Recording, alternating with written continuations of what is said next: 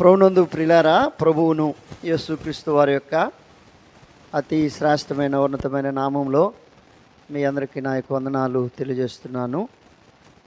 దేవుడు మనల్ని ప్రేమించి కనికరించి మంచి సమయము దేవుడు మనకు అనుగ్రహించుకుంటూ వచ్చాడు. 2026 సంవత్సరము ఈ 6వ నెల లాస్ట్ ప్రభుదినం దేవుడు మన జీవితంలో అనుగ్రహించుకుంటూ వచ్చాడు. ఒక మాటను చదివి ఆరాధన కొరకై ముందుకు వెళ్ళిపోదాం. నాతో కలిసి రండి. మార్కు సువార్త 2వ అధ్యాయము. మార్కు సువార్త 2వ అధ్యాయము 1 నుండి 5 వచనాలు మార్చి కలిసి చదువుకుందాం. మార్కు సువార్త 2వ అధ్యాయము 1 నుండి 5 వచనాలు మార్చి కలిసి చదువుకుందాం. కొన్ని దినములైన పిమ్మట ఆయన మరలా కపెర్నహూములోనికి వచ్చెను.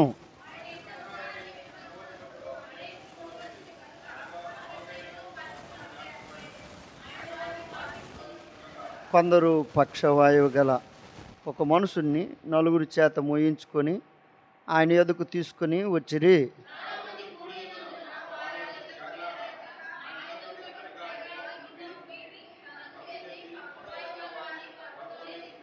అందరికి కలిసి చదువుదాం. 5వ వచనం. యేసు విశ్వాసము చూసి నీ పాము క్షమింపడి పక్షవాయువుతో చెప్పాను. దేవుడి మాటలు దీవించును గాక.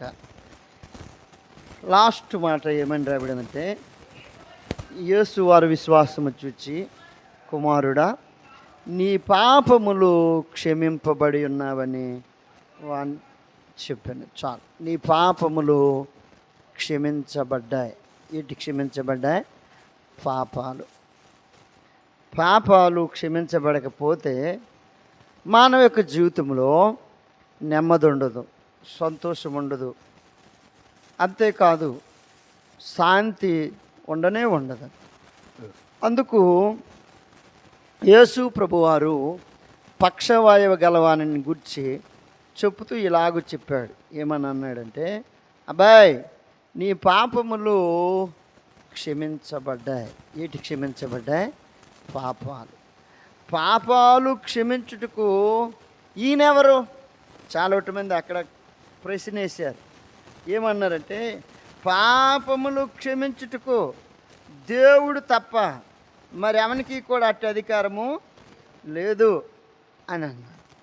అప్పుడు యేసు ప్రభు వారు ఇలాగూ చెప్పాడు. ఏమంటున్నాడంటే, 7వ వచనాన్ని చదువుతారా? చెప్పుచున్నాడు, దేవదోషను చేయుచున్నాడు కదా, దేవుడు ఒక్కడే తప్ప పాపమును క్షమించగలవాడు ఎవడని తమ హృదయంలో ఆలోచించుకొనిరి.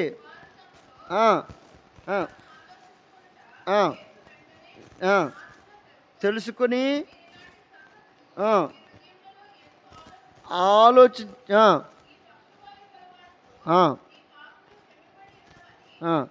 సులభమా? నీవు లేచి నీ పరుపెత్తుకొని నడుమని చెప్పుట సులభమా? అయితే పాపములను క్షమించుటకు భూమి మీద మనుషు కుమారునికి అధికారము కలదు. ఏటి క్షమించటానికి? పాపాలు. ఏవైనా క్షమించగలుగుతాము, కానీ ఏటి క్షమించలేము? పాపాలు క్షమించ. ప్రభువారు ఈ పక్షవాయువు గలవాన్ని గురించి మాట్లాడుతూ ఇలాగ చెప్పాడు. ఏమన్నాడంటే, నీ పాపాలు క్షమించబడ్డాయి అని చెప్పాడు. ఆ యొక్క విషయాలు ఏకము మనము ధ్యానం చేయం, కానీ ఒకే ఒక మాట ఏంటంటే, నీ పాపములు క్షమించబడ్డాయి. పాపములు క్షమించుటకు భూమి మీద యేసు ప్రభు వారికి తప్ప ఇంకెవరికి కూడా అధికారము లేదు అని క్లియర్గా చెప్పాడు. యేసు ప్రభు వారు ఒక్కరే క్షమిస్తారా అని అంటే, ఆయన ఒక్కడే మానవుని యొక్క పాపాలన్నిటినీ క్షమించగలరు. భూమి మీదకి ఎంతోమంది వచ్చారు, కానీ వాళ్ళు పాపాలు క్షమించలేకపోయారు. వాళ్ళు ఏమన్నారంటే పాపము చేసినట్టు వాడిని శిక్ష వేయాలి, శిక్ష విధించాలి అన్నారు. కానీ యేసు ప్రభు వారు అలాగనలేదు. ఎవరైనా పాపాలు చేస్తే వారు పాపాలను ఆయన ఏం చేశాడంటే క్షమించాడు, వారికి శిక్ష వేయలేదు. ఉదాహరణకి ఒక మాట చదువుతున్నాను. యోహాను సువార్త 8వ అధ్యాయము 9వ వచనం చదువుతావు నాన్న.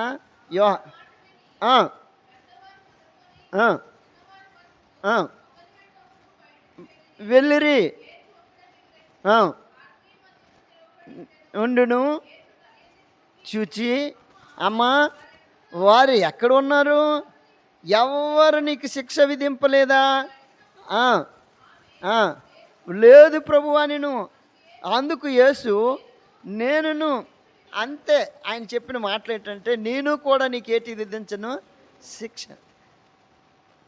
పాపాలకి ధర్మశాస్త్రం ఏమి చెప్పిందంటే, ఎవరైనా పాపము చేస్తే, తప్పు చేస్తే, వ్యభిచారం చేస్తే, దొంగతనం చేస్తే, ఒకవేళ పాడు పని ఎవరైనా చేస్తే వారిని ధర్మశాస్త్ర ప్రకారంగా రాళ్ళుతో కొట్టి ఆ వ్యక్తిని చంపాల, శిక్ష విధించాలి. కానీ బైబిల్ గ్రంథము సెలవిస్తున్న మాట ఏంటంటే, యేసు ప్రభువారు ధర్మశాస్త్రాన్ని నెరవేర్చడానికి ఆయన వచ్చాడు. అందుకు ఆయన అన్నాడు, పాపములు క్షమించబడ్డాయి. అబ్బాయి నీ పాపాలు క్షమించ. ఈ వ్యభిచారమందు పట్టబడిన స్త్రీకి కూడా ఏం చెప్తున్నాడంటే, అమ్మా నీ పాపములు క్షమించాను, ఇక వెళ్ళి ఏడు చేయకు, పాపము చేయకు అని. పాపాలు క్షమించే నాథుడు, దేవుడు, రక్షకుడు ఎవరైనా భూమి మీద ఉన్నారంటే ఆయన ప్రభువైన యేసుక్రీస్తు వారు ఒక్కరు మాత్రమే. ఆయన పాపాలను క్షమిస్తాడు. బైబిల్ గ్రంథంలో దావీదు రాసిన కీర్తన భాగంలో ఇలాగూ ఆయన ఈ మాటలు చెప్పాడు. 103వ అధ్యాయము, కీర్తనలు 103వ అధ్యాయము, దేవుని యొక్క మాటలు చదువుతున్నాను. 11వ వచనం. 103 ఉన్నదో 10వ వచనం చదువునాను. 10వ వచనం. మన పాపములను బట్టి మనకు ప్రతీకారము చేయలేదు, మన దోషములు బట్టి మనకి ప్రతిఫలము ఇవ్వలేదు. పాపమును బట్టి అయితే మనిషికి ఏటి విధించాలా, శిక్ష విధించాలా. అది ఎటువంటి పాపమైనా కావచ్చు. వ్యభిచారమా, దొంగతనమా, అబద్ధమా, జోజమా, లేదంటే ఆయన చేసిన పాపాన్ని బట్టి అది ఏ పాపమైనా కావచ్చు. ఆ పాపానికి మానవుడు ఏటి చేయబడాలంటే శిక్షింపబడాలి. ధర్మశాస్త్రం ఏమంటుందంటే, మానవుడు ఒకవేళ పాపము చేస్తే, మానవుడు ఒకవేళ తప్పు చేస్తే, యూదుల ధర్మశాస్త్రం ఏమి చెప్తుందంటే శిక్ష అనుభవించాలా. ఏమనుభవించాలా? శిక్ష అనుభవించాలి. మరి పాపములో చేసినట్టు వ్యక్తిని పరుపుతో తీసుకొని వచ్చారు ఎక్కడికి? యేసు ప్రభు వారి దగ్గరికి. వాళ్ళు మోసుకొని రావటమే కాదు, ఆ ఇంటి పైకప్పును వారు విప్పి పరుపుతోటి ఆయన దగ్గరికి దింపారు. ఆయన ఆ పరుపు మీద ఉన్న మనిషికి చేసిన మొట్టమొదటి పని ఏంటంటే, అబ్బాయ్ నీ రోగము నుండి నువ్వు విడుదల పొందు అని అనలేదు. దేని నుండి విడుదల పొందు? రోగాల నుండి విడుదల పొందు. ఆ పక్షవాయువు రోగము నుండి నువ్వు స్వస్థత పొందు అని చెప్పలే. ఆ పాపాలు ముందు క్షమించాడు, తర్వాత రోగాలు. ముందు ఏటి క్షమించాడు? పాపాలు. ఇప్పుడు కల్చర్ ఏమైపోయిందంటే రోగాల ముందు విడుదల, స్వస్థత మహాసభలు. స్వస్థత పాపాలు క్షమించి మహాసభలని ఎప్పుడైనా పెడితే బాగుండు. యేసు ప్రభు వారి దగ్గరికి వస్తే మొట్టమొదట ఆయన చేసిన పని ఏంటంటే పాపాలు క్షమిస్తాడు, తరువాత స్వస్థత, తర్వాత రోగాలన్నీ ఆయన బాగు చేస్తాడు. మానవ జీవితంలో ప్రాముఖ్యమైనది ఏంటంటే పాపం. పాపం అలాగ మనిషి యొక్క జీవితంలో ఉండిపోయింది అనుకో, దాని వలన నరకం ఉంది, పాపం వలన శిక్ష ఉంది, పాపం వలన మనిషి పనిష్మెంట్ అనేది అనుభవించవలసికి తప్పదు. అందుకు ప్రభువు వారు ఏం చేశారంటే, అబ్బాయ్ ముందు నీ పాపములు ఏం చేస్తున్నాను, ఎలా క్షమిస్తున్నాను అని అంటే దావీదు అంటున్నాడు 103వ కీర్తన 10వ వచనంలో, మన పాపములను బట్టి ప్రతీకారం చేయలే, మన దోషములను బట్టి, మన పాపములను బట్టి అయితే నిజంగా మనము శిక్షింపబడవలసిందే. మన పాపమును బట్టి అయితే నిజంగా మనము నిత్య నరకానికి వెళ్ళవలసినట్టు వారమే. మన పాపములను బట్టి అయితే నిజంగా మనము దేవుని యొక్క మందిరానికి రావటానికి అర్హులము కానే కాము. మన పాపములను బట్టి అయితే దేవుణ్ణి స్తుతించుటకు, నాయన తండ్రి అబ్బా అని ఆరాధన చేయుటకు ఏమాత్రం కూడా పాత్రులము కానే కాము. అందుకు దావీదు అంటున్నాడు, మన పాపములను బట్టి ఆయన మనకేట్ చేయలేదు, ప్రతీకారం చేయలేదు, శిక్ష విధించలేదు, మన దోషములు బట్టి మనకు ప్రతిఫలం ఇవ్వలేదు. అయితే ఏం చేశాడు అని అంటే, నెంబర్ 1 పాయింట్ ఏంటంటే, ఆయన మన పాపములను క్షమించాడు. ఆయన మన పాపములు ఏం చేశాడు, క్షమించాడు. 1. 2 దేవుని యొక్క మాటలు చదువుతున్నాను.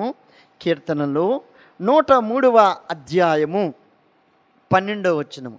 కీర్తనలు 103వ అధ్యాయం 12వ వచనం. పడమటికి తూర్పు ఎంత దూరమో ఆయన మన అతిక్రమము మనకు అంత దూరపరిచాడు. నెంబర్ 1 ఆయన మన పాపములు క్షమించడమే కాదు, నెంబర్ 2 ఆయన మన అతిక్రమములన్నీ ఏం చేశాడు, దూరపరిచాడు. ఎంత దూరము చేశాడనంటే, పడమటకు తూర్పు ఎంత దూరమో, పడమట తూర్పు 2 కలుస్తాయి ఏంటి ఎప్పుడైనా, ఎప్పుడూ కలవు, అవి ఎప్పుడు కలవు. ప్రభువారు అంటున్నారు, పడమటకు తూర్పు ఎంత దూరమో ఆయన మన అతిక్రమములు కూడా ఏం చేశాడంటే దూరపరిచేసాడు. అవి ఎప్పుడు మనకి వెళ్ళడానికి వీలు లేకుండా చేసేసాడు. మన అతిక్రమాలు, మన పాపాలు, మన అవిధేయత, మన దోషము ప్రభు ఏం చేశాడంటే దూరపరిచాడు. ఎలాగ దూరపరిచాడు? బైబిల్ గ్రంథంలో దేవుని మాటలు చదువుతున్నాను రండి. యెషయా రాసిన గ్రంథం దేవుని యొక్క మాటలు చదువుతున్నాను. యెషయా గ్రంథం దేవుని యొక్క మాటలు చదువుతున్నాను. యెషయా గ్రంథం 44వ అధ్యాయము 22వ వచనము. 44వ అధ్యాయం. మంచు విడిపోవునట్లుగా నేను నీ అతిక్రమములను మబ్బు తొలగినట్లుగా నీ పాపములు ఏం చేశాను, తుడిచివేశాను. 1 క్షమించాను, 2 దూరపరిచాను, 3 తుడిచివేశాను. ఏం చేశాను? తుడిసినది ఏ వస్తువైనా కనబడుతుంది ఏంటి, మరలా బోర్డు మీద ఎన్నో పేర్లు రాస్తాం చాక్ పీస్తో, దాన్ని మరలా తుడిసిన తర్వాత అవి కనబడతాయా? మరి కనబడవు. ప్రభు అంటున్నాడు ఈ పక్షవాయువు కలిగిన ఆ వ్యక్తితో, అబ్బాయ్ నీ పాపాలు క్షమించాను, అవన్నీ దూరపరిచాను, అంతేకాదు వాటినన్నిటిని ఏం చేశానంటే తుడిచాను.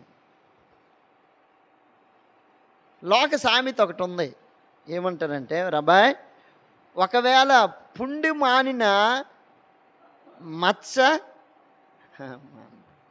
పుండి అయితే మానిపోద్ది కానీ గాయమైతే మానిపోద్ది, కానీ ఆ గాయం దగ్గర ఉన్న మచ్చ మాత్రం ఉండిపోద్ది. పలానప్పుడు ఇలాగే యాక్సిడెంట్ అయింది, నేను నిజంగా చనిపోవలసినట్టు వాడును, దేవుడు ఇదిగో ఆ అపాయం నుండి తప్పించాడు, దానికి ఇదే సాక్ష్యం అని చెయ్యో కాలో నోరు ముక్కో ఏదో వాటి చేస్తుంటాడు. ప్రభువారు అన్నారు, అలా కాదు, నువ్వు ఒకళ్ళు చూపించడానికి కూడా అవకాశం లేకుండా అవన్నిటిని నేను ఏం చేశానంటే తుడిచేశాను. ఎంత మంచి ప్రభువు మనకు దొరికాడు. మన పాపాలు క్షమించడమే కాదు, దూరపరచడమే కాదు, వాటన్నిటిని ఏం చేశాడంటే తుడిచేశాడు. అవి మరి కనబడడానికి లేదు. మనము మరలా వాటిని ఏటి చేస్తుంటాం అస్తమానంగా.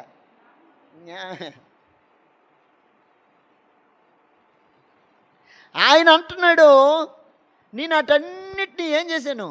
తుడిచివేశాను. ఇది ఎన్నో విషయం ఇది? 3, 4 దేవుని యొక్క మాటలు చదువుతున్నాను. మీకా గ్రంథం 7వ అధ్యాయము 19వ వచనము. మీకా గ్రంథం 7వ అధ్యాయము. ఆయన మరలా మన యందు జాలిపడెను, మన వారి పాపములన్నిటినీ సముద్రపు అగాధములో పడవేసేసాడు.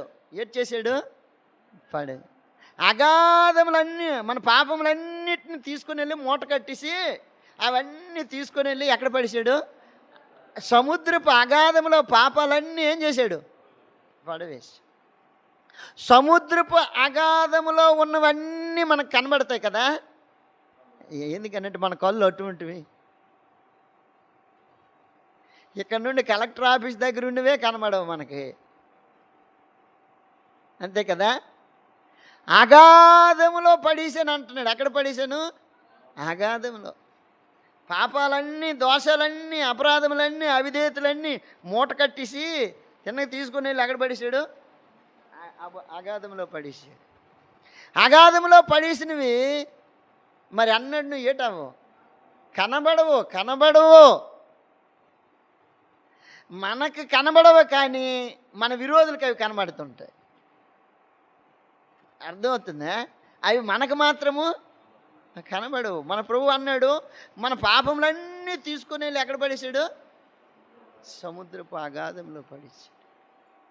అందుకు ఆ పక్షవాయువు కలిగిన రోగితో, అబ్బాయి నీకు ముందు స్వస్థత అవసరం కాదు, ముందు ఏటి అవసరం అని అంటే పాపములు క్షమించి. అన్న ఈమెకు బాగలేదు, ఈమె కొరకు ప్రార్థన చేయండి అని అంట. మన గురియాకం ఏంటంటే బాగైపోతే మందిరానికి వచ్చేస్తారని. అది కాదు. ముందు నీ పాపరోగం పోతే నువ్వు ఎక్కడికి రాగలుగుతావు? దేవుని స్తుతించగలవు, దేవుని గుర్తెరగలవు, దేవుని చూడగలవు, దేవుని దర్శించగలవు, నీ యొక్క హృదయమార దేవుని ఆరాధన చేయగలుగుతావు. పాపములు క్షమించబడాల. 1, 2 పాపములు ఆయన ఏం చేశాడంటే దూరపరిచాడు. 3 ఆయన తుడిచివేశాడు. 4 అగాధ సముద్రములో వాటన్నిటిని తీసుకుని ఏం చేశాడంటే పడేశాడు. 5 దేవుని యొక్క మాటలు చదువుతున్నాను. యెషయా గ్రంథం దేవుని యొక్క మాటలు చదువుతున్నాను. యెషయా గ్రంథం 43వ అధ్యాయము 25వ వచనము. 40 నేనే నా చిత్తానుసారముగా నీ అతిక్రమములను ఏడ్ చేశాను, తుడిచివేయుచున్నాను. నేను నీ పాపములు మరి ఎన్నడూ జ్ఞాపకం చేసుకున్నాను. మరి ఎన్నడూ ఏడ్ చేయను? ఆయన మరి ఎన్నడూ పాపాలు ఏడ్ చేయలేదు, జ్ఞాపకం చేసుకోలే. ఆయన అంటున్నాడు, నేనే. ఎవరి రికమెండేషన్ అవసరం లేదు. డేవిడ్ అన్న పాపాలు క్షమించటానికి ఎవరు మధ్యవర్తి అవసరం లేదు, ఎవరి రికమెండేషను అవసరం లేదు. ఈ కాలాల్లో మందిరాల్లో రికమెండేషను వస్తుంది. ఏంటి? అయ్యా నేను ఈ తప్పు చేశాను, నా తరపున వెళ్ళి నువ్వు దేవునికి చెప్పని. ఇప్పుడు దేవుడు అన్నాడు, అదేంటి మరి అవసరం లేదు, డైరెక్ట్గా నువ్వు నాతో చెప్పుకుంటే నేనే నా చిత్తానుసారంగా, నాకు ఇష్టము నీ పాపములు క్షమించడానికి, నాకు ఇష్టము. అవి మరి ఎన్నడూ ఏడ్ చేయనంటే జ్ఞాపకం చేసుకో. మళ్ళీ నువ్వు దాన్ని ఏడ్ చేయకు, మరలా దాన్ని రిపీట్ చేయకూడదు, జ్ఞాపకం చేసుకోకూడదు. ఒకప్పుడు తాగుబోతునే, ఒకప్పుడు తిరిగిపోతునే, ఒకప్పుడు పేకాటాడినంటోడిని, ఒకప్పుడు లోకానుసారంగా జీవించినంటి వాడిని. ప్రభు ఒకసారి నా పాపములన్నీ క్షమించి వాటిని తుడిచివేసి సముద్రపు అగాధంలో పడవేసి ఆయన చిత్తానుసారంగా వాటన్నిటిని ఏం చేశాడు? ఆయన జ్ఞాపకము చేసుకోలేదు. ఆయన అన్నట్టు నువ్వు వాటిని ఏం చేయలేదు, జ్ఞాపకము చేసుకోలేదు. అందుకు యెషయా గ్రంథకర్త అంటాడు, నేనే నా చిత్తానుసారముగా నీ అతిక్రమములన్నింటినీ తుడిచివేశాను, నీ పాపములు జ్ఞాపకము చేసుకొను, అవి మరి అన్నిటికి ఏడ్చేడట జ్ఞాపకము చేసుకోను. నీ పాపములు మరి అన్నట్టు నేనేడ్చేయను. ఎందుకు జ్ఞాపకం చేసుకోడు? మన పాపాలు మామూలువే. బైబిల్ గ్రంథంలో దావీదు అంటాడు, ఒకవేళ నా దోషములు నువ్వు లెక్కించిన ఎడ్లా అవి నా తల వెంట్రుకలకు వైట్ పేపర్ ఇచ్చి ఏమేమి తప్పులు చేసామో రాయండి అని అంటే ఒక పేపర్ మనకు సరిపోద్దేంటి? పరీక్షలోని పిల్లలు పేపర్లు తీసినట్లు ఎన్ని పేపర్లు. ఇప్పుడు నా వయసు 49 సంవత్సరాలు. ఎన్ని పేపర్లు నాకు అవసరము? ఒకటా రెండా? ఊహకి వచ్చిన నుండి చేసినవన్నీ ఒకటా రెండా? ఆయన అందుకని అనేసాడు, నా తల వెంట్రుకలకి అవి ఏటయ్యి లెక్కించలేనయ్యా. భయంకరమైనవి. భయంకరమైన ఈ పాపాలు ఎవరు క్షమించగలరు? పాపంతో అందులోనికి వచ్చి పాపముతో నిండి ఉన్న మనుషుల్ని ఎవరు ప్రేమిస్తారు? పాపములో పట్టబడిన వ్యక్తిని ఎవరు ప్రేమిస్తారు? ఆమెతో అన్నాడు, అమ్మా అలాగే ఎవరైనా పిలుస్తారా? ఆమె పట్టబడిందే ఎందులో పట్టబడ్డది? పాపంలో పట్టబడి. ఇప్పుడు తాగుబోతాడు ఒకడు ఉన్నాడు, ఆడిని ఏరా అన్నయ్య బాగున్నావా అని అనగలుగుతామేంటి? అలాగ అనటానికి మనకుండిన ఉద్యోగము, మన పదవో, మన అధికారము ఏదో మనకేమొస్తుంది? అడ్డు వస్తుంది. ఆయన పరిశుద్ధుడు, ఈమె పాపాత్మురాలు, లేక మోసుకొని వచ్చిన వ్యక్తి పాపంతో ఉన్నట్టు వాడు. అయినా సరే ఆయన అన్నాడు, కుమారుడా అని పిలిచాడు. ఏమని పిలిచాడు? పక్షవాయువు కలిగిన రోగిని ఎవరైనా అలాగ పిలుస్తారా? యేసుప్రభువు వారు ఒక్కరే. ఆయన ప్రేమ చూపించాడు, కనికరం చూపించాడు, దయ చూపించాడు, వాత్సల్యం చూపించాడు. అందుకు ఆయన అన్నాడు, నా కుమారుడా నీ పాపములు ఏడ్చేశాను, క్షమించాను. పాపాల్లో ఉన్నంటి వ్యక్తిని, అటువంటి వ్యక్తిని ఎవరైనా నా కొడుకు అని చెప్పగలుగుతారేంటి? ఇప్పుడు గంజాయి కేసులోని పట్టబడిన మన పిల్లోడిని వీడు మా బాబేనండి అని నలుగురితో చెప్తున్నట్టే. చెప్తే పిల్ల కూడా వీళ్ళెవరు? అంతేనా లేదంటారా? అది చెప్పడానికి, ఆ విషయం చెప్పడానికి మనం ఏమవుతామంటే మొగమాటం పడతాం. కానీ ప్రభువు చూడు అటువంటి వ్యక్తిని ఏం చేశాడు? ప్రేమించాడు, క్షమించాడు. ఆయన అంటున్నాడు, నేనే నా చిత్తానుసారం. ఎవరు రికమెండేషన్ అవసరమో లేదు. నీ పాపాలు క్షమించడానికి ఎవరి రికమెండేషన్ అవసరం లేదు. అవి మరి అన్నట్టు నేనేడ్చేయను, ఎందుకు జ్ఞాపకం చేసుకోను? ఎటువంటివి మన పాపాలంటే బైబిల్ గ్రంథంలో యెషయా గ్రంథం 1వ అధ్యాయము 18వ వచనంలో ఒక మాట ఈ విధంగా రాయబడింది. యెషయా గ్రంథం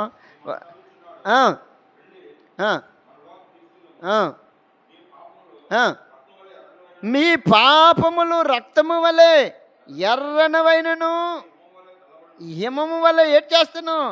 తెల్లగా చేస్తాను. కెంపు వలె ఎర్రగా ఉండినను అవి గొర్రెబొచ్చు వలె ఎలాగవుతాయి? తెల్లగా అవుతాయి. హిమం వలె ఎలాగున్నాయట? కెంపు వలె నల్లగా ఉండినట్టు వాటిని ఆయన హిమం వల్ల ఏం చేస్తాడు? తెల్లగా చేస్తాడు. గొర్రెబొచ్చులాగా తెల్లగా. ఇంత ఎర్రని మన పాపాలు అంటే మనశ్శాంతి లేని మన జీవితం. ప్రభువుని ఎరగకముందు మన జీవితం ఎటువంటిదేనంటే, ఆ పక్షవాయువు కలిగినట్టు వ్యక్తిని నలుగురు మనుషులు మోసుకొని వస్తే కానీ ఆ వ్యక్తి బాగుపడలేనట్టు స్థితి ఎటువంటిదో మన స్థితి కూడా అటువంటిదే. ఒకవేళ మోసుకొని వచ్చిన తర్వాత యేసు ప్రభు వారు అతను గురించి చెప్తున్న మాట్లాడేటంటే, అబ్బాయ్ మొట్టమొదట నీ పాపములు నేనేం చేశాను? క్షమించాను.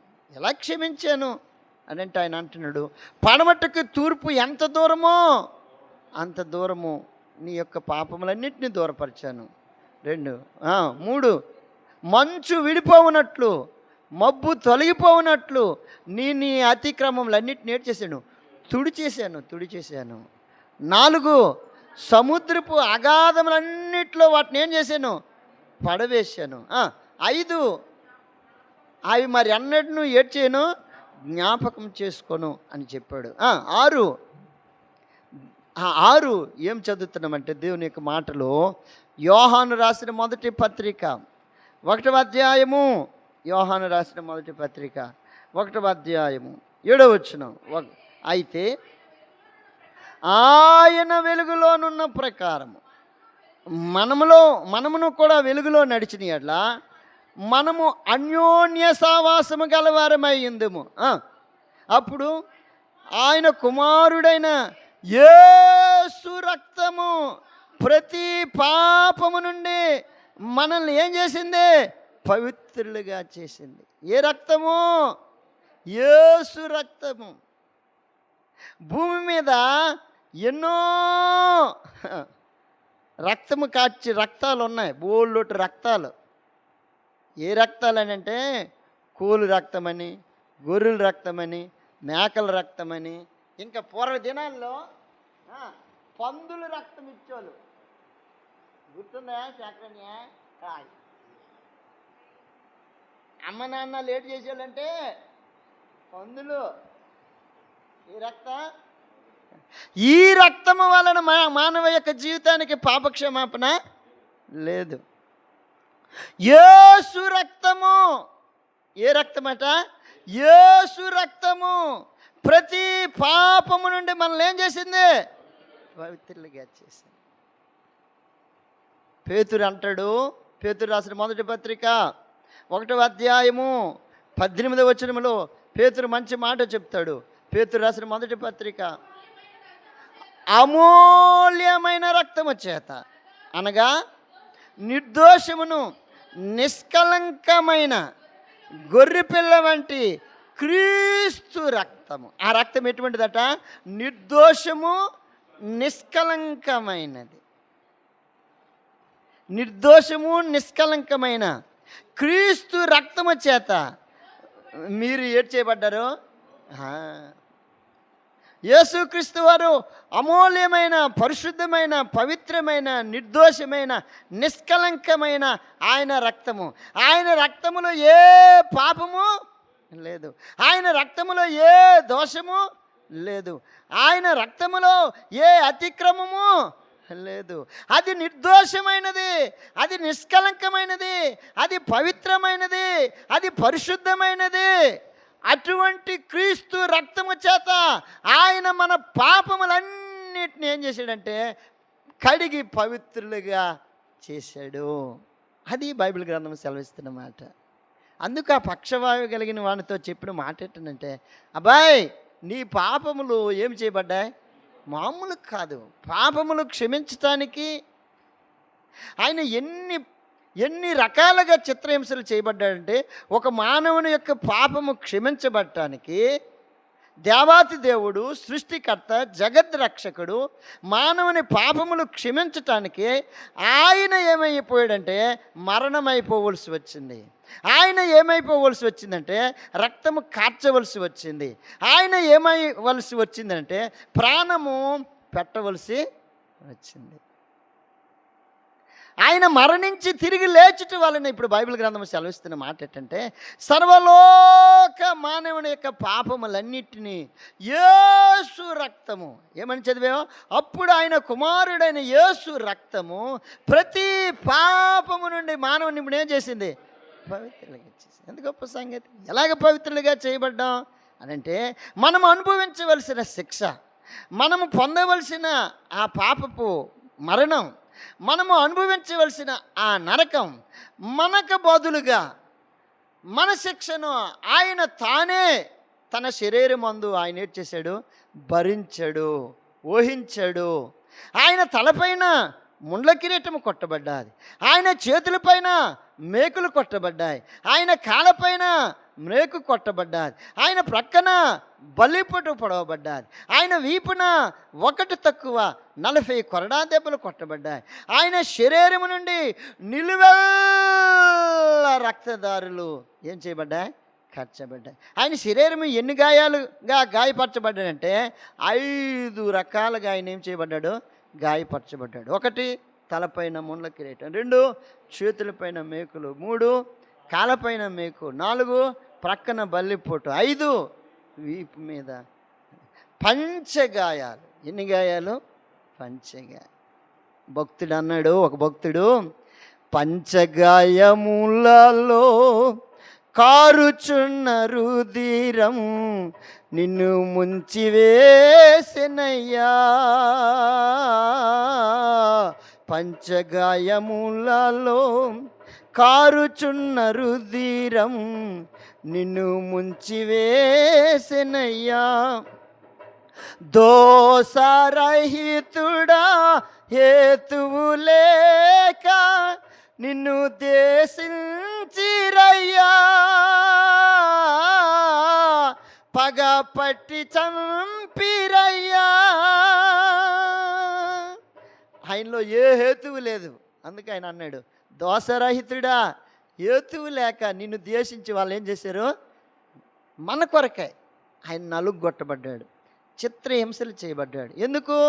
మన పాపముల కొరకాయ, మన అతిక్రమముల కొరకాయ, మన దోషము కొరకాయ, మన యొక్క అవిధేయత కొరకాయ. ఇటువంటి వ్యక్తిని ఎక్కడికి తీసుకుని వచ్చారు? మార్కు సువార్త 2వ అధ్యాయంలో మనం చదువుకుంటూ వచ్చాం కదా, ఆ యొక్క 1 నుండి 5 వచనాల్లో యేసు ప్రభువారి దగ్గరికి తీసుకొని వచ్చారు. యేసు ప్రభువారు ఇప్పుడు అన్నారు, నీ పాపములన్నీ నేనేం చేశాను? క్షమించాను. క్షమిస్తే ఇప్పుడు ఏమవుతాడు ఆయన? ఆయన పాపములో ఉన్నప్పుడే ఆయన నా కుమారుడు అన్నాడు. ఇప్పుడు పాపములన్నీ క్షమించిన తర్వాత ఏం చేయబడతాడు? యోహాను సువార్త 1వ అధ్యాయము 12వ వచనము. యోహాను సువార్త 1వ అధ్యాయము 12. తన్ను ఎందరు అంగీకరించుదురో అనగా తన నామమునందు విశ్వాసముంచిన వారందరికీ దేవుని పిల్లలయ్యే అధికారం. అబ్బా, ఎంత గొప్ప సంగతి! క్షమించిన తర్వాత ఇప్పుడు ఏం చేయబడ్డాం? అయ్యా, పాపంలో ఉన్నప్పుడు అందరూ రే పాపివిరా, నువ్వు పాపివిరా, నువ్వు పాపివిరా. బైబిల్ గ్రంథంలో ఒక వ్యక్తికి ఆ పేరు ఉంది. ఎవరికి? జక్కయ్యకి. పాపి అయిన జక్కయ్య. అందరూ అంటాను, యేసుప్రభు మీ యేసుప్రభు గొప్ప దేవుడు గాలా, ఆడు ఎటువంటి వాడో తెలియదేట, వాళ్ళింటికి వెళ్ళాడేటే, అక్కడేటి భోజనం చేస్తున్నాడు. ఆయన పాపుల రక్షకుడు, ఆయన పాపములు క్షమించగలిగిన దేవుడు, ఆయన పాపములను తీసివేసే దేవుడు, ఆయన పాపము నుండి మానవునికి శుద్ధి కలుగు చేసిన దేవుడు. ఇప్పుడు ఆయన అన్నాడు, ఎందరు నన్ను అంగీకరిస్తారో, ఎందరు నా యందు విశ్వాసం ఉంచుతారో వారందరికీ దేవుని పిల్లలయ్యే అధికారం దేవుడు అనుగ్రహించి. అందుకే ఇప్పుడు దేవుడు నేర్చేయాల. అయ్యా, ఒకప్పుడు నేను ఎరగక ముందు ఆ పక్షవాయువు కలిగిన రోగి ఎలాగైతే ఉండిపోయాడు, నా స్థితి కూడా అటువంటిదే. నెమ్మది లేక, సంతోషము లేక, ఆనందం లేక, పాపములో కుట్టుమి నా పాపమే నాకు మనశ్శాంతి లేకుండా చేసింది. అయితే నా కొరకు నువ్వు మరణించటం వలన, నా కొరకు నువ్వు సమాధి నుండి తిరిగి లేచటం వలన, నా కొరకు రక్తం కార్చటం వలన నా పాపములన్నీ క్షమించి నన్ను కడిగి నన్ను శుద్ధి చేసి దేవుని పిల్లడయ్యే అధికారము నువ్వు నాకు అనుగ్రహించుకుంటూ వచ్చా. ఇంకొక మాట చదువుతామా? లాస్ట్ మాట. ప్రకటన గ్రంథం 1వ అధ్యాయము, ప్రకటన గ్రంథం 1వ అధ్యాయం 6వ వచనం చదువునాను. ప్రకటన, మనలను ప్రేమించుచు తన రక్తము వలన మన పాపముల నుండి మనల్ని విడిపించువానికి మహిమయు ప్రభావమును యుగ యుగములు కలుగును గాక. ఆమేన్. ఆయన మనలను తన తండ్రి యొగు దేవునికి ఒక రాజ్యముగాను, అబ్బా, పాపి అయిన మనుషుడిని పిల్లలయ్యే అధికారమే కాదు, ఏమిచ్చాడట? రాజ్యముగాను యాజకులుగాను. అబ్బా, ఎంత గొప్ప ధన్యత అమ్మా. ఎక్కడో ఊరు వెలుపుల ఈ గృహాలన్నీ, ఎక్కడ ఊరు వెలుపుల. నువ్వు లోనకి రావడానికి వీలు లేదురా. లోనకి రావడానికి వీలు లేనంటాడికి ఇప్పుడు ఎక్కడికి తీసుకుని వచ్చాడు? దేవుని మందిరములో యాజకత్వం అనే బాధ్యత అప్పగించాడు. అబ్బా, ఎంత గొప్ప ధన్యత! ఎటువంటి వాడిని ఎలా తీసుకొని వచ్చాడు? యాజకుడు. భూమి మీద ఏం చేశాడు? యాజకత్వం చేశాడు. రాజులైన యాజక సమూహం. రాజులు అసలు కోట్లు వేసుకుని ఉంటారో లేదో నాకు తెలియదు, కానీ ఈ యేసు ప్రభు నమ్ముకున్నట్టు, ప్రభు రక్తం చేత కడగమన్నట్టు వీళ్ళు 24 గంటలు కోట్లు వేసుకొని, అబ్బా ఎంత ధన్యత! నలుగురు మోసుకొని వస్తే కానీ అటువంటి వ్యక్తిని ఎలా చేసాడంటే రాజ్యముగాను యాజకులుగాను చేశాడు. పాపములన్నీ క్షమించి, పాపములన్నీ కడిగి, పాపములన్నిటి నుండి విడిపించి దేవునికి ఇప్పుడు ఏం చేశాడట? ఒక రాజులుగాను యాజకులుగాను చేశాడు. అట్టి దేవుని ఇప్పుడు ఏం చేయాలి? ఆరాధన చేయాలి. దేవా, నా జీవితాన్ని నువ్వు మార్చినందుకు వందనాలయ్యా. నా పాపములన్నీ కడిగావు, నన్ను శుద్ధినిగా చేసావు. నీ పిల్లలయ్యే అధికారం నాకు ఇచ్చావు. రాజులైన యాజక సమూహము యాజకులుగా చేశావు. అంతేకాదు, మంచి మాట ఉంటుంది. పేతురు రాసిన మొదటి పత్రిక 2వ అధ్యాయం 9వ వచనంలో, చీకటిలో నుండి ఆశ్చర్యకరమైన తన వెలుగులోనికి మిమ్మల్ని పిలిచిన వాని గుణాతిశయములు ఎవరు ఎవరు ఎవరి గుణాతిశయాలు ప్రచురం చేస్తున్నారు? మంచం మీద మోసుకొచ్చినట్టుడా ఏసీ నన్ను లేపాడు, ఏసీ నన్ను బాగు చేసాడు. రే, ఇన్ని సంవత్సరాలు నువ్వు అన్ని 1, 2 ఎక్కడ? మంచం మీదే కదా. ఏంటి నీ జీవితంలో ఎంతకు అవసరం? అవును, యేసు దగ్గరికి వెళ్ళాను, నా జీవితం ఏమైపోయింది? అయితే అక్కడికి నువ్వు వెళ్ళిపోతావు, యేసయ్య మందిరానికి. ఆయన అంటున్నాడు, యేసుని చేరా నా జీవితము మారిపోయేనే, జీవితమంతా యేసుని కొరకై సాక్షిగా జీవింతును, జీవితమంతా యేసుని కొరకై సాక్షిగా జీవింతును. ఎవరేమన్నా నన్నేమనుకున్నా, ఎవరేమన్నా నన్నేమనుకున్నా, యేసునే ప్రకటింతును, యేసునే ప్రకటింతును. చాలు, ఎవరేమనుకున్నా నాకు అనవసరం. ఒకవేళ ఈ వ్యక్తి దగ్గరికి వచ్చి, రా యేసుక్రీస్తు నామాన్ని నువ్వు ప్రకటించకనంటే ఆయన ఉండలేడు. ఎందుకు?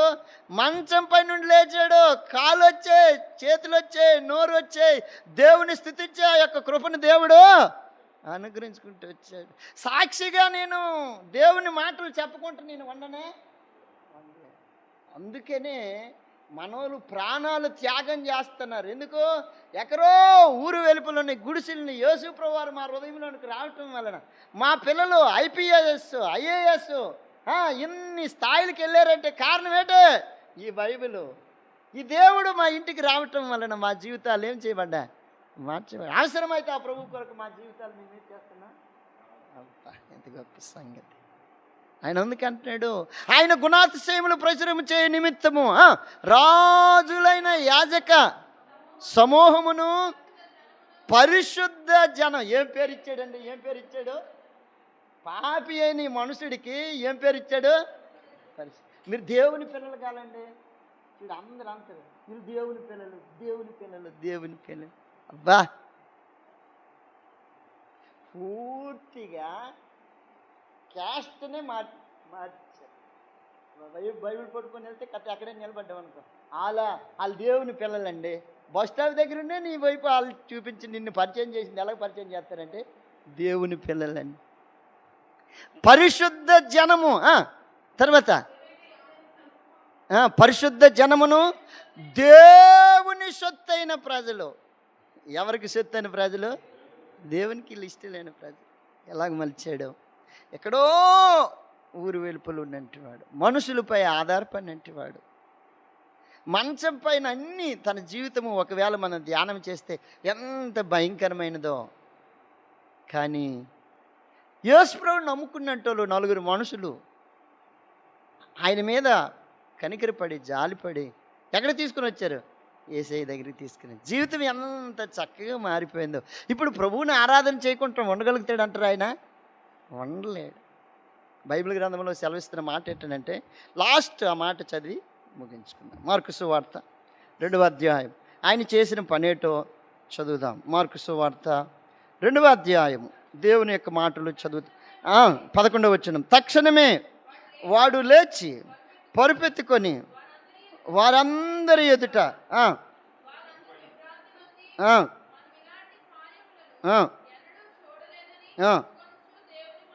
దేవుణ్ణి ఏం చేశారు? వచ్చేసారు. ఎంత గొప్ప సంగతి! పాపములన్నీ క్షమించబడిన తర్వాత, ఆత్మీయ జీవితంలో స్వస్థత వచ్చిన తర్వాత, ఆత్మీయ జీవితంలో నెమ్మది పొందిన తర్వాత, ఆత్మీయ జీవితంలో యేసు రక్తము చేత కడగబడిన తరువాత ఎవరికి మహిమ వచ్చింది? దేవునికి. ఎంత గొప్ప సంగతి! శరీర సంబంధమైన రోగాలు క్షమించబడ్డాయి. అంతేకాదు పాపాలన్నీ క్షమించబడ్డాయి. శరీర సంబంధమైన స్వస్థత వచ్చింది, ఆత్మ సంబంధమైన స్వస్థత జరిగింది. ఇప్పుడు ఎవరిని మహింపరిచారు? దేవుడు. మనము కూడా మన ప్రభువు మన కొరకు మరణించి తిరిగి లేచుట వలన, మన అతిక్రమముల కొరకై, మన పాపముల కొరకై అతడు తన ప్రాణం ఇచ్చి విలువైన రక్తము ద్వారా మన పాపములన్నీ కడుగుట వలన ఇప్పుడు దేవుని మనం ఏం చేయాలి? ఆరాధించాలి. అయ్యా, ఎక్కడో ఉన్న నా జీవితాన్ని దేవుని పిల్లలయ్యే అధికారం, నీ సొత్తైన ప్రజలయ్యే అధికారం, పరిశుద్ధ జనముగా, యాజకులుగా, రాజులైన గుంపులో నువ్వు నన్ను చేసావు, అందుకు నీకు వందనాలు అని చెప్పి ప్రభువుని ఏం చేద్దాం? ఆరాధించేద్దాం. దేవుడి మాటలు దీవించునుగాక. ఆమేన్. ఒకరి తర్వాత ఒకరు ఆరాధించాలి. దగ్గరికి వచ్చినప్పుడు ఆయన పాపములన్నీ క్షమించి, తండ్రి దేవానికి వందనాలు, ఎంతైనా నమ్మదగిన దేవుడు, గొప్ప దేవుడు తండ్రి, బల కొరకాయ మాకు మేము పరీక్ష చేసుకొని ఈ బలలో చేయడానికే నీ కృపను అందించిన సహాయపడి యేసు ప్రభువు వారి నామమున అడిగి వేడుకుంటున్నాం. యోగ్యమైన రీతిలో ప్రభు వాళ్ళ కొరకాయ సిద్ధపడదాం. కొరింథీయులకు రాసిన మొదటి పత్రిక 11వ అధ్యాయము దేవుని యొక్క మాటలు చదువుకుంటాం. కొరింథీయులకు రాసిన మొదటి పత్రిక 11వ అధ్యాయము 31వ వచనం. 11. అయితే మనల్ని మనమే ఈ విమర్శన చేసుకునే ఎట్లా తీర్పు పొందకపోదుము.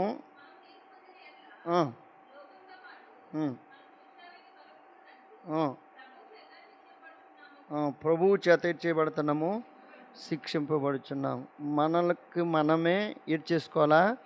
విమర్శ చేసుకోవాలి. మనకు మనమే ఇది ప్రభువు శరీరమని, ప్రభువు రక్తమని మనకు మనం ఏం చేసుకోవాలా? విమర్శ చేసుకోవాలి. 28వ వచనం అంటాడు, పరీక్ష చేసుకోవాలి. చదువుతావునా? కాబట్టి ప్రతి మనుషుడు తన్ను తాను ఏం చేసుకోవాలట? పరీక్ష చేసుకోవాలి. ఏం చేసుకోవాలా? పరీక్ష చేసుకోవాలి. కాబట్టి మనకు మనము ప్రభు శరీరం దగ్గరికి వచ్చినప్పుడు, ప్రభు యొక్క రక్తములో పాలు పొందినప్పుడు, ఇది ప్రభు శరీరం అని, ఇది ప్రభు రక్తమని మనకు మనం ఏం చేసుకోవాలా? పరీక్ష చేసుకోవాలి. ఎందుకు పరీక్ష చేసుకోవాలట? 26వ వచనాన్ని చదువుతున్నా. మీరు ఈ రొట్టెని తిని ఈ పాత్రలోని త్రాగునప్పుడల్లా ప్రభువు వచ్చే వరకు ఆయన మరణమును ఏడ్చేలా ప్రచురించాలి. ప్రభు శరీరాన్ని తింటున్నప్పుడు, ప్రభు రక్తాన్ని తాగినప్పుడు ఒక వ్యక్తికైనా ప్రభు మరణాన్ని గురించి, ఆయన పునరుద్ధానమును గురించి సువార్త చెప్పాలా? నెలకు ఒకసారైనా, వారానికి ఒకసారైనా, కనీసం పక్కన కూర్చున్న వాళ్ళకైనా అమ్మ యేసు ప్రభు తిరిగి లేచేయడం. మనం ఏం చేస్తున్నామంటే ప్రభు రక్తం తీసుకుంటున్నాం, ప్రభు శరీరం తీసుకుంటున్నాం, అన్నీ తీసుకుంటున్నాం, ఎవరికి చెప్పం. మళ్ళీ ఆదివారం వచ్చేకి మనమే వచ్చేస్తాం. ఎంత గొప్ప సంగతి! ఎంత గొప్ప మనుషులు మనం. కాబట్టి ఈ మొట్టమొదటి మాట చెప్పాను, విమర్శ చేసుకోవాలి. రెండోది పరీక్ష చేసుకోవాలి. మన జీవితం ఎలాగుంది? ఆయన అంటున్నాడు ఇది కంపల్సరీ. ప్రభు శరీరాన్ని తీసుకుంటున్నప్పుడు, ప్రభు రక్తంలో పాలు పొందుతున్నప్పుడు ఆయన కంపల్సరీగా ఒక మాట చెప్తున్నాడు 26వ వచనంలో, మీరు ఈ రొట్టెని తిని ఈ పాత్రలోని త్రాగునప్పుడల్లా, మీరు తీసుకుంటున్నప్పుడల్లా కూడా ఒక మాట ఏంటని, ప్రభువు వచ్చే వరకు ఏం చేయాలా? ఆయన వచ్చినంత వరకు ఏం చేయాలి ఆయన? ఎప్పుడు మరణం ప్రచురణ చేస్తాము? ఈ ఆశీ సెలవులప్పుడు, దసరా సెలవులప్పుడు, పండుగ సెలవులప్పుడు, అప్పుడు కూడా మనకి అసలుగా తీరికలేదులే. అందుకనే దైవజనుడు భక్త సింగ్ గారు ఏం చేసేవాళ్ళంటే, ప్రతి ఆదివారం ఆరాధన అయిన తర్వాత అలాగా గుంపుతో వెళ్ళేవాళ్ళు. ఆ మరణమును గురించి ఏం చేసేవాళ్ళు? ప్రచురించేవారు. ఇప్పటికీ కూడా మన సంఘాల్లో ఇప్పటికీ కూడా ఆదివారం ఆరాధన అయిన తర్వాత అలాగే సువార్త చేసి ఏదో ఒక ఇంటి దగ్గర కాటేజ్ ప్రేయర్ చేసుకుని వచ్చేస్తారు. అప్పటికి ఎంత అవుతుందంటే రాత్రి 11, 10:30 అవుతుంది. సంఘము యొక్క ప్రాముఖ్యత అది. పౌలు అటువంటి ఆశ కలిగి ఉన్నాడు. పౌలుకి ఎటువంటి ఆశ ఉందంటే, కొన్ని మాటలు చదువుతున్నాను. రోమిలికి రాసిన పత్రిక, పౌలుకుండిన ఆశ, రోమా పత్రిక 15వ అధ్యాయము 21వ వచనం చదువుతా ఉన్నానా? 15 నేనైతే ఆ, ఆ, ఆ, ఆ, ఆ, ఆ, ఆ,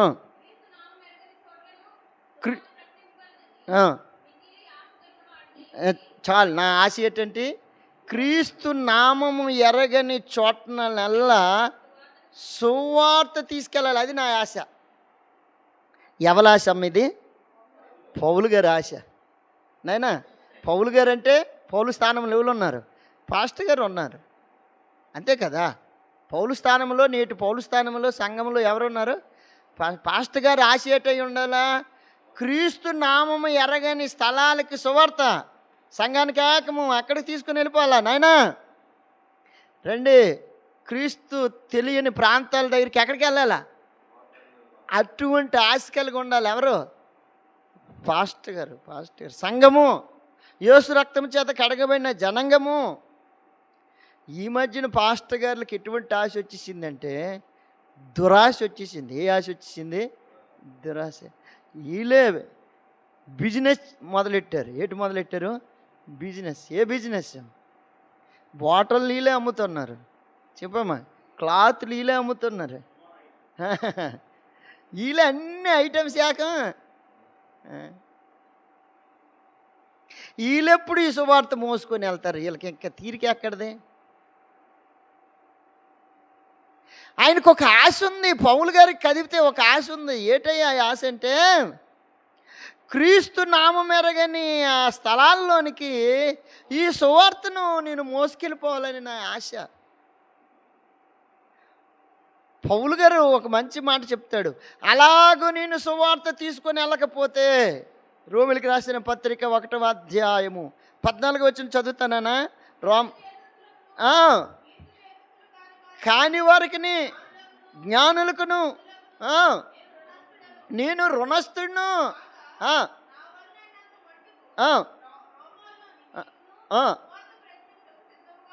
ఉన్నాను.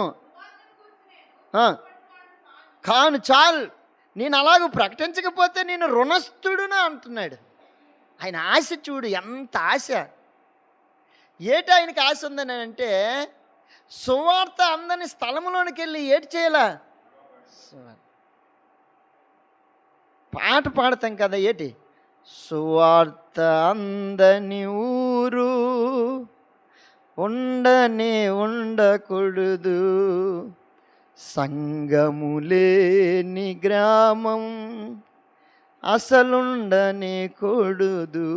ఇది హెబ్రోను సాంగే, కొత్తది ఇది. సువార్త ఉండని ఊరు, సువార్త చాటిన ఊరు ఉండకూడదు, సంఘము లేని గ్రామము అసలు ఉండకూడదు. అయితే ఎవరు చెప్తారు ఆ మాటలు?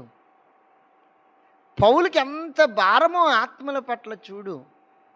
నేను ప్రభు శరీరంలో చేవేస్తున్నాను, ప్రభు రక్తములో నేను పాలు పొందుతున్నాను, ప్రభు మరణమును గూర్చి నేను ప్రచురించవలసిన వాడినై ఉన్నాను. అందుకనే దానిని గూర్చి ఆసక్తి. ఏంటంటే పౌలు గారు మీ ఆసక్తి అంటే సువార్త అందని ఆ ప్రాంతాలకి సువార్త తీసుకెళ్ళాల.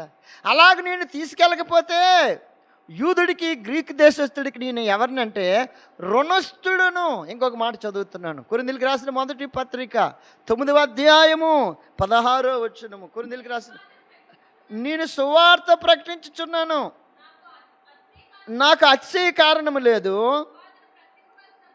భారము నా మీద మోపబడి ఉన్నది.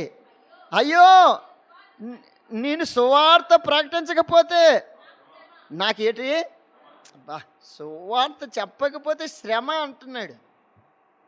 డబ్బులు లేకపోతే శ్రమ అనలే. ఏమన్నాడు? ఈరోజు నేను ఏదో ఒక వ్యక్తికి ఆ మాటలు చెప్పకపోతే నాకేటి, ఏమి ఆత్మీయతలో ఎంత తీవ్రత కలిగి ఉన్నాడు, ఎంత భారము కలిగి ఉన్నాడు, ఎంత బాధ్యత కలిగి తన పనిని తాను చేస్తున్నాడు. పౌలు గారు ఆశ ఏంటంటే సువార్త ఏదో ఒక విధం చేత, అది కక్ష చేతనేను మిక్ష చేతనేను, ఏదో ఒక విధంగా సువార్త ఏమైపోవాలా, ప్రకటింపబడాలి. ఎందుకు ప్రకటింపబడాలంటే ఆయన అంటున్నాడు, నేను ప్రభు యొక్క శరీరములో రక్తములో నేనేమవుతున్నాను, పాలుభోగస్తుని అవుతున్నాను. ఆయన మరణమును గురించి నేను ప్రచురించాలి. అది నా మీద, ఆ భారం నా మీద మోపబడి ఉన్నది. ఆ భారము ఏడ్ చేయబడ్డది నా మీద. ఒకటి, సువార్తను గురించి ఆసక్తి కలిగినట్టు వాడు పౌలు. 2, దేవుని యొక్క మాటలు చదువుతున్నాను, రోమిలికి రాసిన పత్రిక 10వ అధ్యాయము 1వ వచనము. సహోదరులారా, రక్షణ పొందవలనని ఏ ఆశట, నా హృదయాభిలాష, ఇశ్రాయేలు అందరూ రక్షణ పొందాలని నా ఆశ. 2, ఆయనకుండిన ఆశ ఏంటంటే, పౌలు గారికి కదిపితే ఆయనకుండిన ఆశ, 2వ ఆశ ఏంటనైనా, ఇశ్రాయేలు యూదులందరూ ఏటి పొందాలా, రక్షణ పొందవాలని. నా రక్త సంబంధులు రక్షణ పొందాలని మన ఆశ. మనకు అటువంటి ఆశ ఉందమ్మా. మన బంధువులందరూ ఏటి పొందాలా, రక్షణ. మనకు 12 అందరూ నరకానికి వెళ్ళిపోవాలని మన ఆశ. మన విరోధులందరూ ఎక్కడికి వెళ్ళిపోవాలా, ప్రభువా నేను ఒక్కడనే పరలోకానికి వెళ్ళి అందరూ నరకానికి. ఇది మన ఆశ. పౌలు గారి ఆశ ఏంటంటే అందరూ రక్షణ పొందాలా, ఇశ్రాయేలు అందరూ ఏటి పొందాలా. ఒకటి, సువార్త అందని స్థలానికి ఆ సువార్త అందించాలని ఆశ. 2, ఇశ్రాయేలు అందరూ ఏటి పొందాలా, రక్షణ పొందాలని ఆశ. 3, మనకు అరగంట ఉంది కాబట్టి వేగంగా చదివేస్తున్నాను. 3, దేవుని యొక్క మాటలు చదువుతున్నాను, రండి నాతో కలిసి. 3, పౌలు గారి ఆశ ఏంటంటే, అపోస్తుల కార్యం 20వ అధ్యాయము 33వ వచనం చదువునానా. 20వ అధ్యాయము 30. ఎవరిని వెండైనను బంగారమునైనను వస్త్రములైనను నేను ఆశింపలేదు. అబ్బా, 3వది ఏంటంటే, వెండి కానీ బంగారం కానీ వస్త్రాల మీద కానీ ఆయనకి ఏట్లేదు, ఆశ లేదు. సేవ చేసుకునే సేవకుడికి బంగారం మీద, వెండి మీద, కారు మీద, హెలికాప్టర్ మీద, విమానాల మీద ఆశ, భూములు కొనాలని ఆశ. చెప్పు, ఆయనకి ఎటువంటి తీవ్రత ఉన్నాడు చూడు. ఆయన అంటున్నాడు, నాకు వీటి మీద ఆశ లేదు. పైకి బోధ అయితే మాత్రం చేస్తాను రేటని, వీటి మీద మాకు ఆశ లేదని. నిలబడినప్పుడు మాత్రం ఏంటి చెప్తాను, మా అల్లుడు ఇన్స్పెక్టర్ అండి, మా కూతురు IAS ఆఫీసర్ అండి, మా అల్లుడి దగ్గర ఉన్న కారు 50 లక్షలండి. దరిద్రగొట్టు మాట్లాకని చెప్తాను నేను. వీటి మీద ఆశ లేదు అంటావు. గ్యాహాజీలాగా పరిగెడతావు. దేని కొరకు? దాని కొరకు. అర్థమవుతుందా ఈరోజు?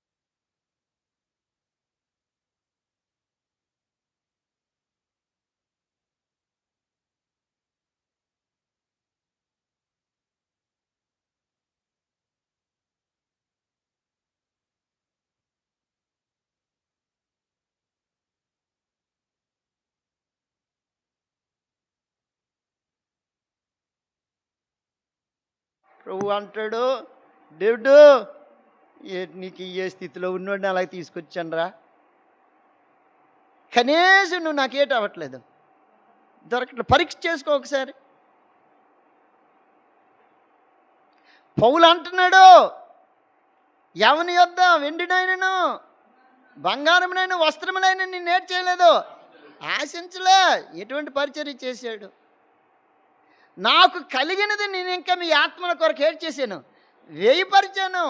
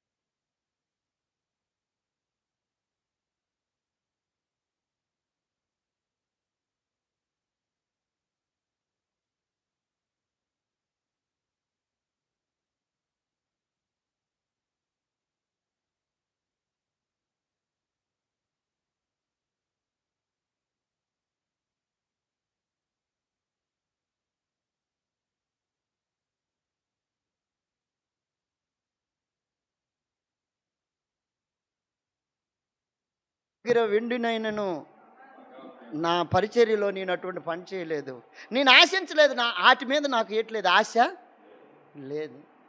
పరిచర్యలో అటువంటి తీవ్రత కలిగి ఉండాలి. విశ్వాసులు 5 తులాలు కొన్నారు, పాస్టర్ గారేమో 10 తులాలు, 5 తులాలు ఎగేస్తాయి. నీకు డబ్బులు ఎలాగొచ్చింది? నీకు డబ్బు ఎలాగొచ్చింది? దేవుని శోభకి నువ్వు లెక్కపు చెప్పాలి కదా. దేవుని డబ్బులోనే అనుకో, సువార్త పెట్టే, మీటింగ్ పెట్టే, సంఘ ఉద్యమం పరచు, ఆత్మల రక్షణ కొరకే పాటుపడు. ఆ డబ్బులతో నువ్వు బంగారం కొనుక్కుంటావా? ఆ డబ్బులతో వెండి కొనుక్కుంటావా? ఆ డబ్బులతో సైడ్ కొనుక్కుంటావా? ఆలేసిన డబ్బులతో పని అసలు బుర్ర అసలు పని చేస్తుందా లేదా? సేవకులకి పౌలు ఇచ్చిన వర్తమానము చాలా కఠినమైనది. పౌలు కొరకు పాస్టర్ గారు చెప్తారు, కానీ పౌలుని ఆదర్శవంతంగా తీసుకోవాలంటే కష్టం. నిలబడలేవు, నువ్వు సేవలో నిలబడలేవు, అసలు విశ్వాస జీవితంలో కొడేటవలేవు, నిలబడలేవు. సామాన్యమైనటువంటి కాదు పౌలు. అందుకంటాడు, నా ఆశ ఎక్కడ సువార్త అందలేదో ఆ స్థలాలకి ఈ వార్త తీసుకెళ్ళాలని ఆశ. నా ఆశ ఏంటో తెలుసా? ఆశ, ఇశ్రాయేలు అందరూ, నా బంధువులు అందరూ రక్షణ పొందాలని నా ఆశ. నా ఆశ ఏంటో తెలుసా? వెండినైనను బంగారమునైనను వస్త్రముల మీద కూడా నాకు ఏట్లేదు, వస్త్రాల మీద ఏటి ఉండకూడదు. సేవకుడికి ఎప్పుడు కూడా బట్టల మీద ఆశ ఉండకూడదు. గంటకు ఒక బట్ట ఇప్పిడము, మళ్ళీ తొడుక్కోవడం, అది తప్పు. ఇది లోక సమస్య, శరీరాశ. ఇదే ఆశ, శరీరాశ. సేవకుడు అంతే. సేవకుడికి పాత నిబంధనలోని ఏటుండేది? అంగి. ఒకటి అంగి వేసేది అంతే సంగతులు. ఇప్పుడు అన్నీ వచ్చాయి, కానీ తెల్లబట్టలు వేసుకొని ప్రభు సేవ చెయ్యనంటే, మందిరం దగ్గర ఉన్నప్పుడే తెల్లబట్టలు, ఆఖరికి వెళ్ళిపోయిన తర్వాత 40. అందుకని దైవజనుడు భక్తిగా రేట్ చేశారంటే, కడలు ఈ బట్టలే ఉండాలి, ఇంకా బట్టలు మారడానికే లేదు అని. అందుకు దేవుని యొక్క వాక్యం చెప్తుంది, బట్టల మీద కూడా సేవకుడికి ఏటి ఉండకూడదు, వెండి మీద ఆశ ఉండకూడదు, బంగారం మీద ఆశ ఉండకూడదు, బట్టల మీద కూడా ఏటి ఉండకూడదు, ఆశ ఉండేవాడు. కానీ పాస్టర్ గారు నిలబడి చెప్తారు, నా షూ, నా కోటు, నా డ్రెస్సు ఇంత ఖరీదనిపించేది. వైజాగ్లో ఒక బ్రదర్ ఉన్నాడు, ఆయన పేరు చెప్పను. ఆయన సేవ చేస్తాడు, మన విజయనగరం నుండి వెళ్ళాడు. ఒకసారి అంటాడు నాతోటి, అన్న నా షూ ఖరీదు ఎంత తెలుసా అన్నాడు. తెలిస్తే మరి ఇంకేటన్నా, 18,000 అట ఆయన షూ. ఆయన వేసుకున్న షూ ఎంత? ఆయనకి 3 అంతస్తులు ఉంది. 3 అంతస్తులు వేస్తారు కదా, 3 అంతస్తులు. ఆయనకి ఎన్ని అంతస్తులు? సంఘములోని ఒక్క విశ్వాసి కూడా లేడు. ఎంత డబ్బు ఎలాగ వచ్చింది? సేవ అనుకొని చెప్పుకొని ఏం చేస్తావు? అటువంటి వాడికే నువ్వు నమ్ముతావు. ఎటువంటి వాడికి నమ్ముతావు? తక్కువ చెప్పు. బూటు. ఆయన కారు ఎంతన్నా? 35 లక్షలా? 19 లక్షలు కారు. ఆయన దిగినప్పుడు ఒకడు డోర్. అటువంటి వాడు వచ్చాడు అనుకో, నీకు ఎలాగనిపిస్తుంది? ఆయన జుత్తు కూడా ఎలాగుంటుంది అంటే ఎగురుతుంటుంది, ఇలాగ మధ్య మధ్యన అంటుంటాడు. గొప్ప కటింగ్లు ఉన్నాయి అనుకో, మారు మనసు లేదు. కానీ ఒక్క ఆత్మని రక్షించలే. ఇటువంటి వాళ్ళు వాక్యం దగ్గరికి వస్తే నాకు ఒక్కొక్కసారి అనిపిస్తుంది, వాక్యం చేట పెట్టి సెరిగేద్ది వీళ్ళకి అందరికీ. వాక్యం నేను గట్ట కాదు నాయన, తర్వాత దిగిపోయిన తర్వాత అన్న నీ కొరకే చెప్పాడు అని కానీ వాక్యం దగ్గర ఏడు చేయలేవు, నిలబడలేవు. ఒక ఆత్మనైనా కన్నీరు కార్చి సంపాదించే ఒక్క ఆత్మని వీళ్ళకి నేను నడిపించానని చెప్పగలుగుతావు. గుండ్ల మీద చేసుకొని రోజు ఉదయం లేచి మొదలుకొని సాయంకాలం దాకా ఎవరిల్లు దర్శిద్దామా, ఎవరింటికి వెళ్ళిపోదామా, వాళ్ళు ఉన్నారా లేదా, ముందు ఫోన్ చేయి, వాళ్ళు ఉన్నారా లేదా, ఎటు వెళ్ళిపోండ్రేటు. నీ కన్ను దృష్టి ఏకం దేని మీద? డబ్బు, సంసారం, ఏదో గడించేయాలని. ఏటి గడించి ఏటోటికి వెళ్ళిపోతావు భూమి మీద. పౌలు అంటాడు, ఈ నా చేతులు రాత్రి పగలు. అక్కడ అదే మాట ఉంటుంది కదా, చదవమ్మా ఆ మాట. ఎవరి దగ్గర వెండినైనను బంగారమునైనా వస్త్రమునైనా ఆశించలేదు.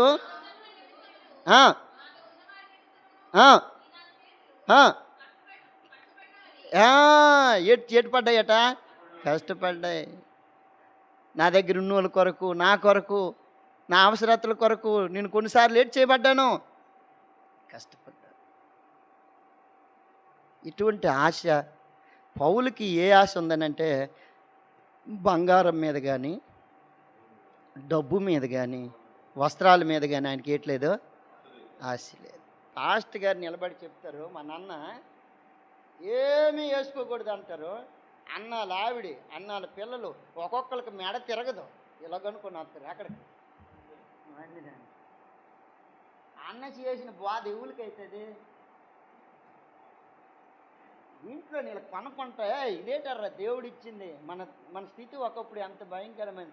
ఇంట్లో నీళ్ళకి చెప్పలేడు. సంఘములో ఉన్న వాళ్ళకి బాణాలు వదిలే, అన్న బలిగా అంటాడు శాఖరాన్ని, బాణాలు అట్ట ఎగ్గొడుతుంటాడు, పట్ పట్ పట్ పడుతుంటే వాళ్ళకెందుకు బాణాలు? ముందు నా ఇంటిని నేను కట్టుకోవాలి, నా పిల్లల్ని కట్టుకోవాలి, నా భార్యను కట్టుకోవాలి. వాళ్ళకి ముందు రక్షణ సువార్త చెప్పాలి. ప్రభువులో మీరు కరెక్ట్గా ఉండండి. లోక సామెత ఇంటిని గెలిచి అది వదిలేసి మనం చేసిన వేకం ఎంత పొరపాటు పనులు ఇవి. అందుకని మన అంకులాలు ఇప్పటికీ కూడా హెబ్రోన్లోని అంకులాలు ఉద్యోగాలు చేసిన తర్వాత రిటైర్మెంట్ అయిపోయిన తర్వాత ఎక్కడ సంఘానికి కాపరిగా వెళ్ళరు, అలాగా హెబ్రోన్లోనే ఉండిపోతారు. ఎందుకో తెలుసా?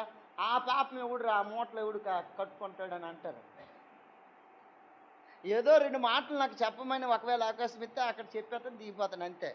సేవకుడు సేవకుడే అని అంటారు. ఆశ, ఒక ఆశ ఉండాలి. పౌలు అంటున్నాడు, ఒకటి సువార్త అందని స్థలాలకి ఈ సువార్త నేను మోసుకెళ్ళాలని ఆశ. 2 ఇశ్రాయేలు అందరూ రక్షణ పొందాలని, నా ప్రజలు, నా రక్త సంబంధులు, నా బంధువులు, నా తోటివారు, నా అన్నదమ్ములు, నా అక్కజల్లులు వీళ్ళందరూ రక్షణ పొందాలని ఒక ఆశ.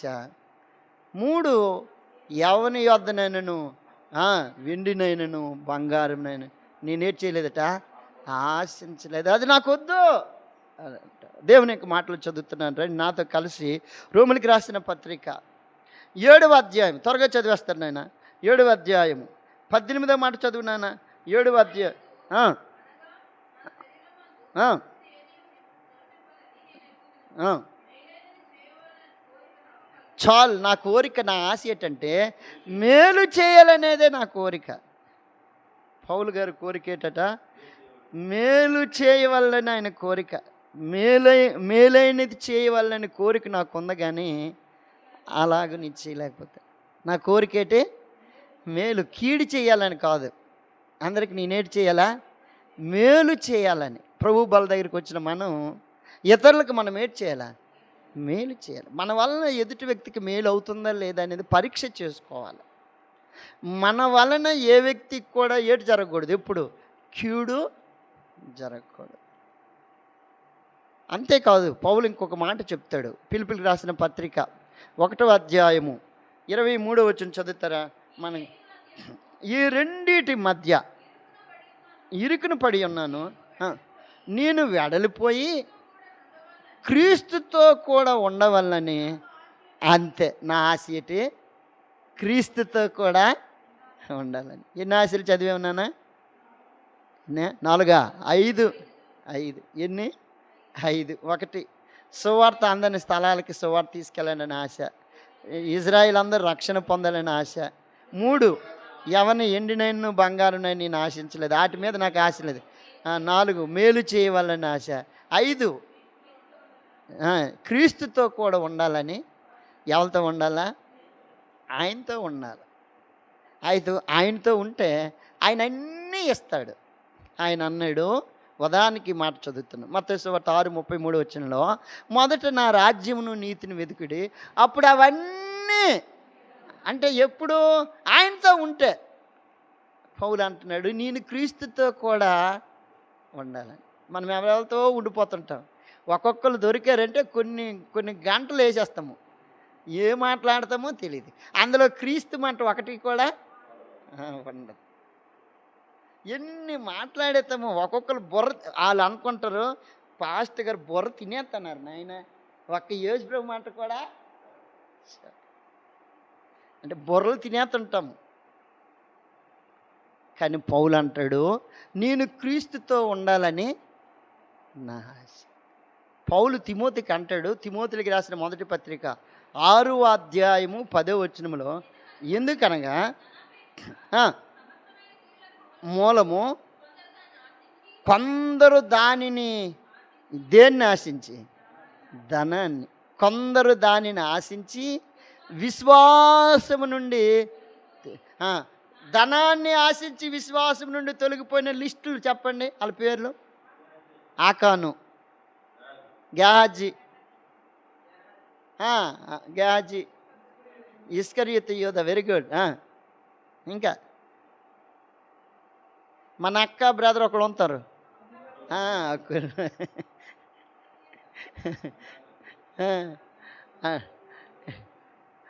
సౌలు, ఇంకా తప్పిపోయినట్టు వీళ్ళందరూ దేన్ని ఆశించారు, నా ధనాన్ని. ఆ తప్పిపోయిన కుమారుడు ఎంతో సంపాదించుకుందాం అనుకొని వెళ్ళిపోతున్నాడు. ఎందుకో, దేవుడిచ్చింది చాలు అని తృప్తి చెందకుంటున్నారు. మానవుల జీవితంలో దేవుడు నాకు ఈ 12,000 ఇచ్చాడు, దేవానికి స్తోత్రం. 12,000 1,20,000 అనుకోవడమే, అదే నాకు స్టాల్ అయినా అని అనుకోవాలి. అంతేగాని ఇంకా దాన్ని ఇంకా ఎక్కువ వస్తే ఇంకెక్కువ ఎందుకు దరిద్ర కొట్టే ఆలోచన. దానితో దేవుడు నేను తృప్తి పడమన్నాడు, అంతే, తృప్తి పడ్డమే. బుడ్డిలోని నూనె తక్కువ కాలేదు, చెప్పు, తొట్టులోని పిండి, అదే దాన్నే దేవుడు దీవించాడు, అంతే. ఆ 5 రొట్టెలతో బతకమన్నాడు, ఆ 5 రొట్టెలే చాలు. 2 చేపలు 5 రొట్టెలు, వాటినే దేవుడు ఆశీర్వదిస్తాడు. ఆ కొద్ది భాగాన్ని దేవుని దగ్గరికి నమ్మకంగా తీసుకొని రావాలి. 12,000లోని 1,200 తీసేటప్పుడు ఎంత ఉంటుంది, అది దాన్నే దేవుడి దగ్గర ఏడ్ చేయాలి. మళ్ళా ప్రభువా దీన్ని ఏడ్ చేయాలి, ఆశీర్వదించిన. దశంభాగం నమ్మకంగా ఇవ్వాలి. దేవుడు అప్పుడు ఏటి చేస్తాడు, నేను పాస్టర్ గారిని కదా, నేను ఎందుకు ఇవ్వాలి, నేను తినేతను అని అంటే నీకు ఆశీర్వాదం వద్దు. నీకు పరలోకంలో ఏటి ఉంటుంది పాస్టర్ గారు, దేవుడి పాస్టర్ గారు? ఏటి ఉండదు. నువ్వు ఖాళీ. నువ్వు ఈ బోధ చేసేవే, ఆ బోధకు తగిన ప్రతిఫలమే ఉంటుంది, కానీ నువ్వు దేవునికి ఇచ్చింది ఏటి కూడా లేదు.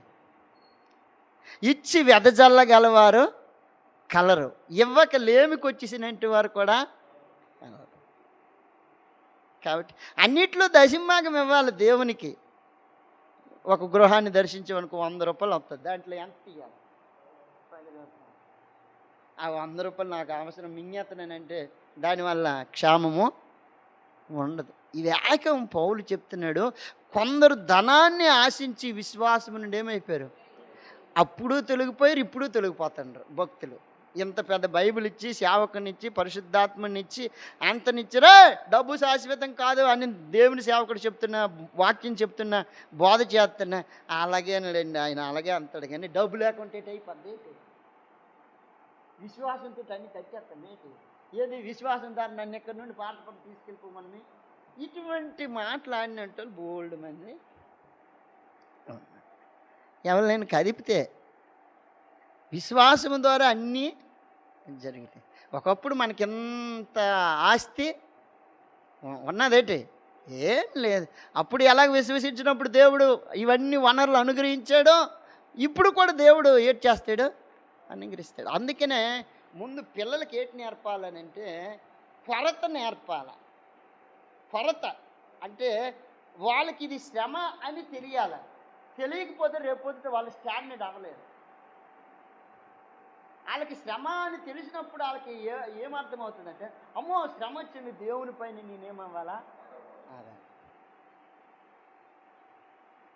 ఎప్పుడు పడితే అప్పుడు కొరత లేకుండా వాళ్ళకి అన్నీ ఇచ్చేసామనుకో, వాళ్ళకి కొరత అనేది తెలియదు, శ్రమ అనేది తెలియదు, విశ్వాసం అనేది తెలియదు. అందుకు పౌలు అంటాడు, ప్రభువు బల దగ్గరికి వచ్చినప్పుడు మనకు మనం విమర్శన చేసుకోవాలా, పరీక్ష చేసుకోవాలి. ప్రభువు సహాయం చేయనుగాక.